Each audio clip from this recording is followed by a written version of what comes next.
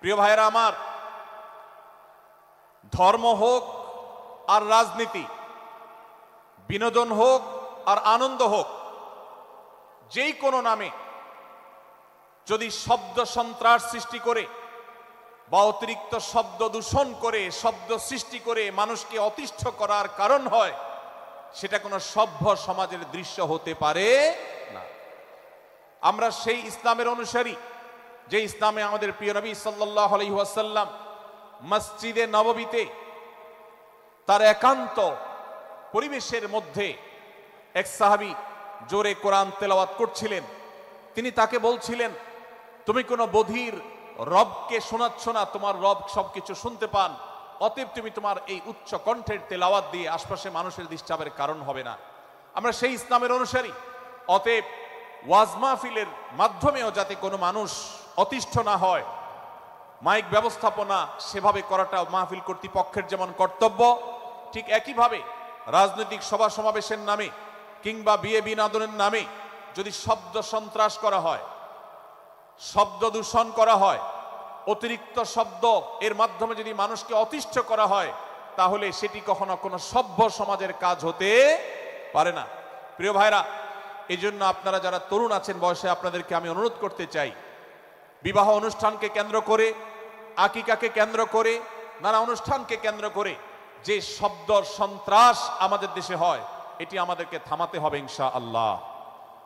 আমরা যদি সবাই সজাগ হয়ে যাই, আমরা যদি সবাই সতর্ক হয়ে সচেতন হই, ইনশাআল্লাহ এই যে শব্দ দিয়ে মানুষকে কষ্ট দেওয়ার অপসংস্কৃতি, বিশেষ করে ভিনদেশি যে অপসংস্কৃতি আমদানি করা হয়েছে, এই অত্যাচার এদেশে থামাতে হবে ইনশাআল্লাহ। আল্লাহ আমাদের সবাইকে তৌফিক দান করুন।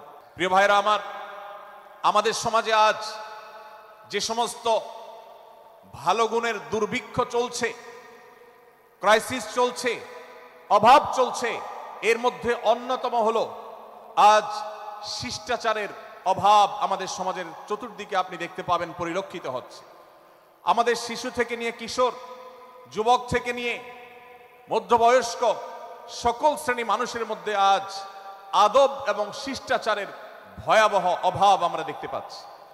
বিশেষ করে পশ্চিমা সংস্কৃতিকে আমাদের এই স্বদেশে, আমাদের এই মুসলমানদের সমাজে জোর করে পুশ করাবার, সে সমস্ত এজেন্ডাকে বাস্তবায়ন করবার যে প্রচেষ্টা এদেশের এক শ্রেণীর মানুষকে করতে দেখা যায়, তারা এদেশের সমাজের খাঁজে বাজে থাকা ইসলামের কৃষ্টি, কালচার এবং সংস্কৃতিগুলোকে ধুয়ে মুছে পরিষ্কার করবার জন্য শত সহস্র উদ্যোগ নিয়েছে। আমাদেরকে কোরআনের শিক্ষা ধারণ করে, কোরআনের শিক্ষাকে প্রচার করে, কোরআনের শিক্ষাকে প্রতিষ্ঠিত করে ব্যক্তির মধ্যে, ঘরে, পরিবারে, সমাজে, রাষ্ট্রে, সংবিধানে, আইনে, সংসদে, সর্বত্র কোরআনের শিক্ষাকে বাস্তবায়ন করে সেই সমস্ত ভিনদেশী অপসংস্কৃতি চাপিয়ে দেওয়ার ষড়যন্ত্রকে মোকাবেলা করতে হবে ইনশাআল্লাহ। শত শত হাজারো মানুষ হয়তো এমন আছেন যারা মায়ের সামনে, বাবার সামনে, বড় ভাইয়ের সামনে, শিক্ষকের সামনে, সিনিয়রদের সামনে, মুরব্বীদের সামনে, ওলামাদের সামনে উচ্চ কণ্ঠে কথা বলেন। প্রিয় ভাইরা আমার, আমরা মুসলমানদের সন্তান, আমরা মুহাম্মদ সাল্লাল্লাহু আলাইহি সাল্লামের উম্মত, আমরা আবু বকর, ওমর, ওসমান, আলী রাদিয়াল্লাহু আজমাইনের অনুসারী, আমরা কোরআনের অনুসারী। কোরআনের অনুসারী কখনো বেয়াদব হতে পারে? কোরআনের অনুসারী কখনো বেয়াদব হতে পারে? কোরআন যে শিষ্টাচারের শিক্ষা দিয়েছে, এই শিক্ষা আজ আমাদের মধ্যে ধারণ করতে হবে, আমাদের সন্তানদের শেখাতে হবে, আমাদের ঘরে ঘরে এই শিক্ষা চর্চা করতে হবে, আমাদের সমাজে এটিকে প্রতিষ্ঠিত করতে হবে। পশ্চিমা সংস্কৃতির যে ছোবল, সে ছোবল আমাদের সন্তানদেরকে আজকাল অনেক ক্ষেত্রে বেয়াদবে পরিণত করছে, তাদের অনেক সময় শিষ্টাচার থেকে বের করে দিচ্ছে। তারা কখনো স্বাধীনতার নামে, কখনো মত প্রকাশের নামে, কখনো বিভিন্ন নামে তারা কিন্তু হারিয়ে যাচ্ছে। আজকের এই বাস্তবতাকে উপলব্ধি করে সূরা হুজুরাতের 1 থেকে 5 নম্বর আয়াত এর শিক্ষাকে আমাদের মধ্যে ধারণ করতে হবে। আল্লাহ তাআলা আমাদের সবাইকে সেই তৌফিক দান করুন। আমরা যদি আজ আহলে কিবলা, আহলে সুন্নাহ ওয়াল জামাআতের অনুসারীরা নানান মত এবং পথের অনুসারী হওয়া সত্ত্বেও, নানান থট এবং পন্থার অনুসারী হওয়া সত্ত্বেও, আমরা যদি মৌলিক বিষয়গুলোর উপর সবাই ঐক্যবদ্ধ থাকতাম, আমরা যদি আল্লাহ তাআলার দেওয়া ইত্তিহাদ মাল ইখতিলাফ, বৈচিত্র্যময় ঐক্য, বিভিন্ন বিষয় মতভিন্ন থাকা সত্ত্বেও মৌলিক বিষয়ে ঐক্যমতে আমরা যদি থাকতে পারতাম, আমাদের মধ্যে যদি মুসলিম ভ্রাতৃত্ববোধ থাকতো, আমাদের মধ্যে যদি বলয় ভিত্তিক যে দেয়াল আর প্রাচীরগুলো আছে সেগুলো যদি না থাকতো, তাহলে আজ বাংলাদেশের বাস্তবতা হলো, বাংলাদেশে আল্লাহর কোরআন, আল্লাহ রাসূল সাল্লাল্লাহু আলাইহি সাল্লামের হাদিসের আলোকে বাংলাদেশ আজ অটোমেটিক পরিচালিত হতো, ঠিক কিনা বলেন? প্রিয় ভাইরা আমার, আজ বাংলাদেশে ইসলাম যতটা পিছিয়ে আছে তার প্রধান কারণ হলো আমাদের অনৈক্য। আজ আমরা যদি আমাদের মধ্যকার যে সমস্ত দেয়াল এবং প্রাচীরগুলো, অদৃশ্য প্রাচীরগুলো উঠে আছে, যেগুলো আমাদের মুসলিম ভ্রাতৃত্বকে ভেঙে খান খান করে দিয়েছে, টুকরো টুকরো করে দিয়েছে, যদি আজ আমরা সে সমস্ত অদৃশ্য প্রাচীরগুলো দূরে সরাতে পারতাম, আমার ভিন্ন মতের ভাইকে যদি আমার ভাই মনে করতে পারতাম, তার যদি আমি কল্যাণকামী হতে পারতাম, আল্লাহর কোরআনের ঘোষণা অনুযায়ী এই মুসলমানদের ঐক্যবদ্ধ শক্তিকে দমাবার শক্তি পৃথিবীর কারোর নাই, কারোর নাই, কারোর নাই। আজ আমার ভাইয়েরা ফিলিস্তিনে মার খাচ্ছে, যদি আজ গোটা বিশ্বের মুসলমানরা আমরা ফিলিস্তিনে মুসলমানদের উদ্ধারের ব্যাপারে ঐক্যবদ্ধ থাকতাম, ফিলিস্তিনে মুসলমানের দিকে চোখ তুলে তাকাবার শক্তি বিশ্বের কোনো কাফেরদের থাকতো না। আজ যদি আমরা আমাদের মুসলমান নির্যাতিত ভাইদের ব্যাপারে সারা বিশ্বের মুসলমানরা ঐক্যবদ্ধ অবস্থান গ্রহণ করতে পারতাম, মুসলমানের দিকে চোখ তুলে তাকাবার শক্তি বিশ্বের কোনো কারোর থাকতো না। ভাইরা আমার, গোটা বিশ্বে ঐক্য প্রতিষ্ঠা করা আপনার আমার মতো সাধারণ মানুষের দ্বারা হয়তো সম্ভবপর হবে না, কিন্তু আমরা যারা মাঠ পর্যায়ে কাজ করছি, আমি আপনাদেরকে করজোড় করে অনুরোধ করতে চাই, আমি জানি আপনার এলাকাতে, আপনার মহল্লাতে আপনার সাথে অন্য মুসলমান ভাইদের অনেক ক্ষেত্রে মতভিন্নতা আছে। সেটা রাজনৈতিক দৃষ্টিভঙ্গির ক্ষেত্রে হতে পারে, সেটা ধর্মীয় থট এবং মানহাজ মাযহাব মাসলাকগতভাবে হতে পারে, সেটা অন্য কোনো ইস্যু ভিত্তিক মত পার্থক্য হতে পারে।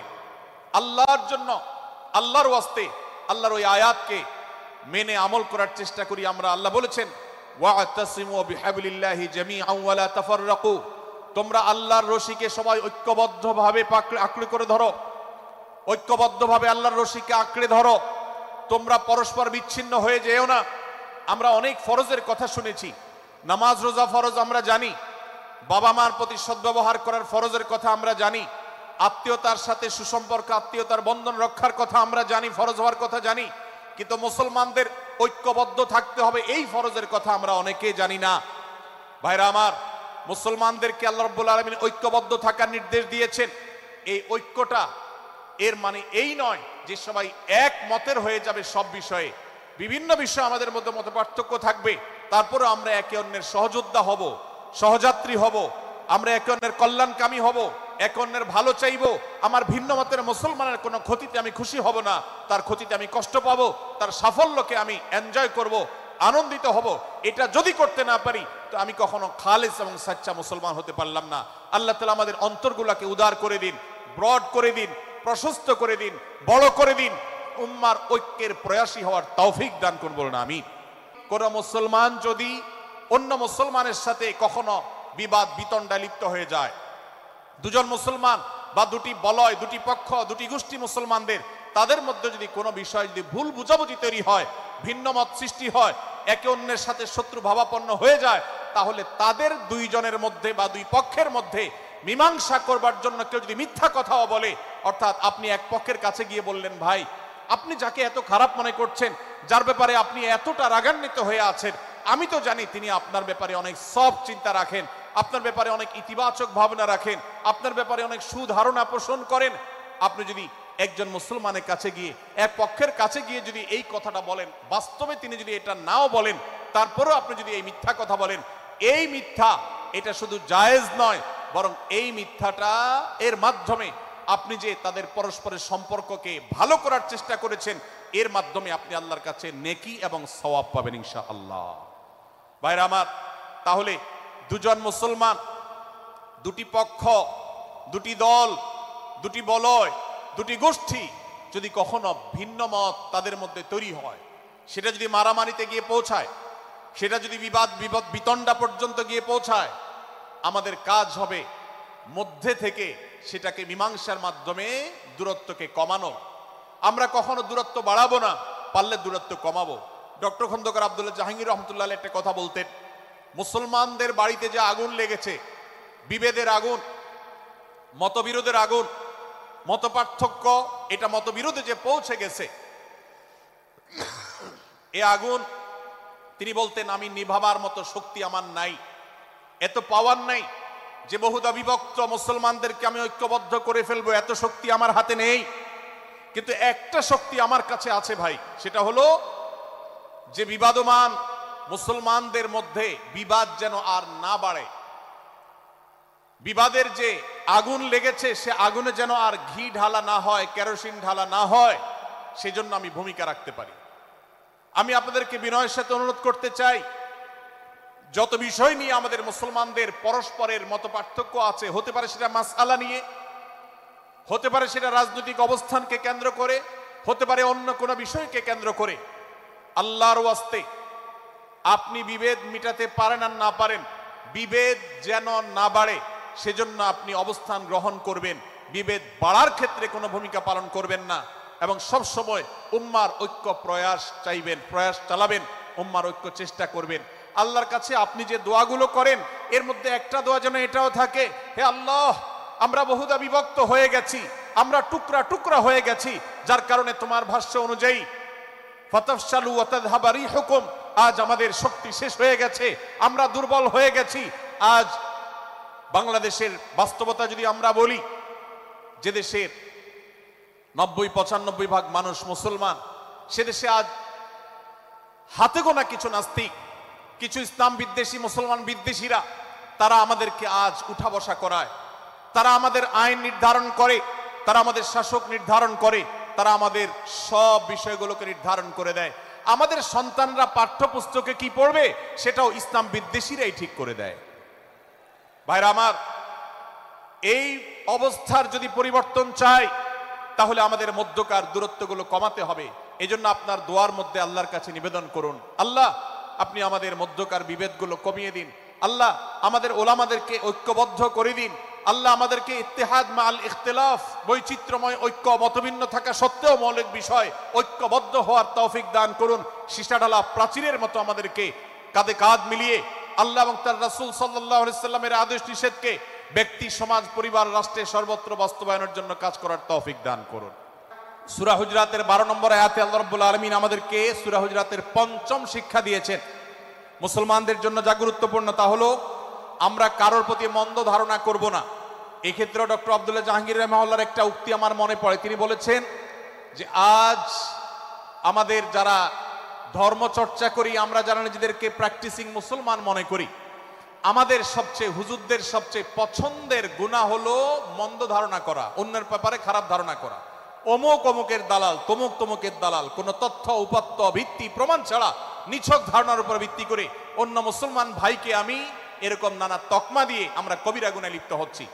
আমরা এই বদ ধারণা করা, মন্দ ধারণা করা যে কবিরা গুনাহ অনেকে জানি না, অনেকে অনেকের পেছনে লাগছি, অনেকে অনেকের ওয়াজ শুনছি দোষ বাইর করার জন্য, স্ট্যাটাস পড়ছি ভুল বাইর করার জন্য। এই যে মানুষের পেছনে লাগা, এটা আল্লাহ তাআলা নিষেধ করেছেন, ওয়ালা তাজাসসু, তোমরা কেউ কারোর ছিদ্র অন্বেষণ করার, দোষ আবিষ্কার করার চেষ্টা করবে না, এবং ওয়ালা ইয়াগতাব বা'দুকুম বা'দা, কেউ কারোর গীবত শিকায়াত করবে না। এই আয়াতে আমাদেরকে কেউ কারোর পেছনে পরনিন্দা করতে নিষেধ করেছেন। ইসলাম বলে আমরা মানুষের সামনে মানুষের ভুলের কথাগুলো বলবো বিনয়ের সাথে, যাতে তিনি সংশোধিত হন, আর তার পেছনে প্রশংসা করব। আমরা করি উল্টা, আমরা মানুষের সামনে এসে মানুষের প্রশংসা করি আর তার পেছনে গিয়ে তার দুর্নাম করি। ইসলামকে যদি আমরা মানতাম সমাজটা সুন্দর হয়ে যেত। আমরা যদি সামনে কারোর দোষ বলতাম তাহলে তিনি সংশোধিত হতেন, আর পেছনে যদি গুণ বলতাম তাহলে তিনি ভালো সেখান থেকে শিক্ষা গ্রহণ করতেন।